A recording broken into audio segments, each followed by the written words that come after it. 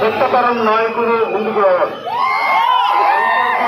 రాష్ట్ర స్థాయి వరకు కొత్త నాయకత్వం రావాలి. రాష్ట్రం అభివృద్ధి పైలలో ఉండాలి. మనస్ఫూర్తిగా కోరుకుంటూ కురుక్షేత్రం కాబట్టి గురించి మాట్లాడటం మాదే కాదు. మనస్ఫూర్తిగా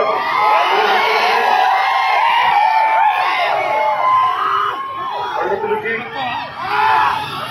యువ గారికి మనస్ఫూర్తిగా ధన్యవాదాలు తెలుస్తున్నాం. అలాగే గణపతి కుమార్ ఆలయం దగ్గర నుంచి మన తెలంగాణలో కొండగట్టు ఆంజనేయ వారిని దర్శించుకున్నాం. అలాగే అక్కడ సిబ్బందికి పురోహితులకి పండితులకి మంగళ వాయిద్యాలు మన సోదరులందరికీ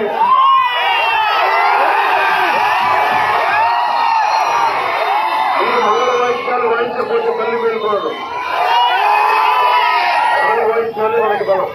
అలాంటి మంగళ వాయిద్యాలుగా ప్రతి ఒక్కరికి